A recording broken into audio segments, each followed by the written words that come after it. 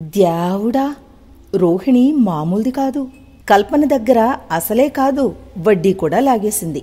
ఆ సొమ్ము మొత్తం తన నాన్న పంపించాడని డ్రామా మొదలుపెట్టించింది భర్త మనోజ్తో. ఈ క్రమంలోనే కల్పన శాపం నిజమయ్యేలా ఉంది. అసలు కల్పన ఏం శాపం పెట్టిందో అది కూడా ఇప్పుడు చూద్దాం. కల్పన లాయర్తో పాటు స్టేషన్లోకొస్తుంది. ఏం ఆలోచించుకున్నారు? డబ్బు మొత్తం ఇచ్చేస్తున్నారుగా అంటాడు ఎస్ఐ కల్పనతో. అంతా ఇవ్వడం కుదరదు, కొంత ఇస్తాను, మిగిలింది కెనడా వెళ్ళాక ఇస్తాను అంటుంది కల్పన. అయితే జీవితంలో కెనడా వెళ్లకుండా చేస్తాను అంటాడు ఎస్ఐ. మీరేంటి వాళ్ల తరపున మాట్లాడుతున్నారు అంటుంది కల్పన కోపంగా. నేను న్యాయం మాట్లాడుతున్నాను అంటాడు ఎస్ఐ. దాంతో మొత్తానికి డబ్బు ఇస్తానంటుంది కల్పన. వడ్డీతో ఇవ్వాల్సిందే, 45 లక్షలు కావాల్సిందే అంటుంది రోహిణి. దాంతో చచ్చినట్లు 45 లక్షలు మనోజ్ అకౌంట్కి కొడుతుంది. వెంటనే ఆవేశంగా, ఈ డబ్బు వల్ల మీ కుటుంబంలో చిచ్చు రావడం ఖాయం. నా దగ్గర డబ్బు తీసుకున్నారు కదా, ఈ డబ్బుతో మీరేమీ బాగుపడరు అని శాపనార్థాలు పెడుతుంది కల్పన. దాంతో మనోజ్ జాలిగా ముఖం పెట్టి, ఏంటి కల్పన, మన ముద్దు ముచ్చట్లు అన్నీ మర్చిపోయి అలా ఎలా శాపం పెడతావు అంటాడు. వెంటనే రోహిణి కోపంగా, హే ఛీ ఆపు అని తిడుతుంది మనోజ్ని. ఇక ఎస్ఐ ఒక పేపర్ తీసి దానిమీద మనోజ్ కల్పన ఇద్దరూ డబ్బు ఇచ్చినట్లు తీసుకున్నట్లు సంతకాలు చేయమంటాడు. మనోజ్ సంతకం చేస్తూ, చూసావా కల్పన, మనం రిజిస్టర్ ఆఫీసులో పెళ్లి చేసుకుంటూ చెయ్యాల్సిన సంతకాలివి, ఏం చేస్తున్నామో అంటాడు మళ్ళీ. రోహిణి రగిలిపోతూ, ఆపుతావా, దీన్ని చేసుకోనుంటే ఈ పాటికి రోడ్డు మీద ఉండేవాడివి అంటుంది.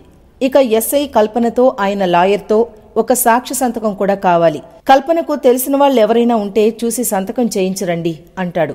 అయితే అక్కడే ఉన్న కానిస్టేబుల్ బయటకొస్తాడు. అక్కడే బాలు కల్పనను చూసి, మేడం మీరేంటిక్కడా అంటూ మాట కలపడంతో, మీకు ముందే పరిచయం ఉందా? ఆ సాక్షి సంతకమేదో ఇతనితో పెట్టించేయమ్మా అంటాడు కానిస్టేబుల్. నేను మోసం చేశానన్న విషయం ఇతనికి తెలియకూడదు అని మనసులో ఫిక్స్ అయి బాలుని రిక్వెస్ట్ చేసి సంతకం పెట్టించుకుంటుంది. అయితే బాలు కల్పనకు సాక్షి సంతకం పెట్టింది కేవలం రిజిస్ట్రేషన్ కోసం అనుకుంటాడు. ఈ కథ మొత్తం బాలుకి తెలియదు. కానిస్టేబుల్ కూడా బాలు సంతకం పెట్టకముందు, సంతకం పెట్టే బాలు, ట్రాఫిక్ ఎస్ఐ గారు రాగానే నీ బండి తీసుకెళ్లిపోవచ్చు అంటాడు. దాంతో బాలు తగ్గి సంతకం పెట్టేస్తాడు. మరోవైపు మీనా అక్కడే బయట బండి దగ్గర ఉంటుంది.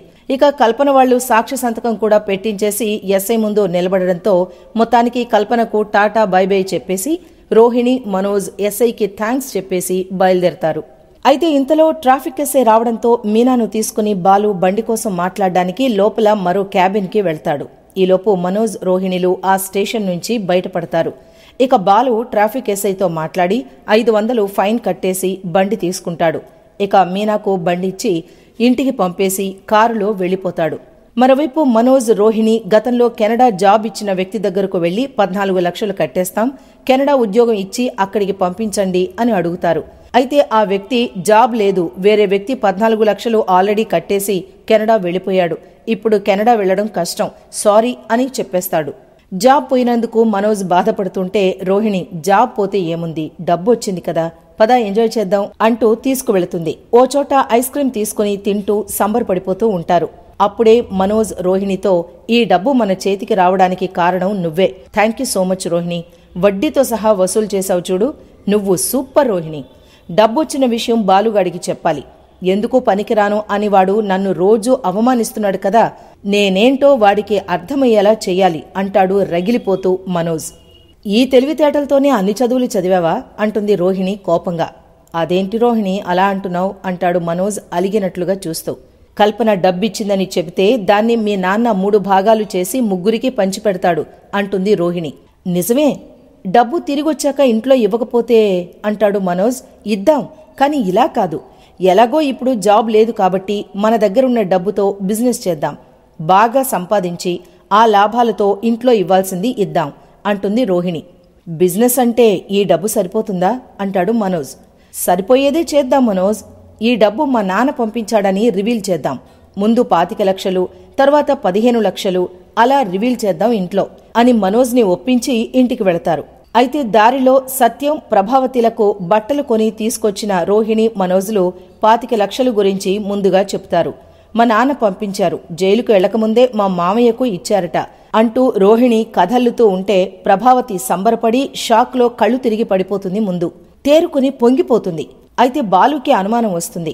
ఆ మోసం చేసిన అమ్మాయి గాని దొరికిందా? డబ్బుగాని తిరిగి ఇచ్చేసిందా? సరిగ్గా 40 లక్షలకే లెక్క చెప్తున్నారేంటి మీరు అని ప్రశ్నలు వేస్తాడు బాలు. కాని తప్పించుకుంటారు. అయితే బాలు అనుమానం మాత్రం అలాగే ఉండిపోతుంది. కమింగ్ అప్లో బాలు వాళ్ళని వదిలిపెట్టడు. మొత్తానికి కల్పన చెప్పించినట్లే ఈ డబ్బు వల్ల కుటుంబంలో చిచ్చు రేగే పరిస్థితులే కనిపిస్తున్నాయి. మరిన్ని వివరాలు తరువాయి భాగంలో చూద్దాం.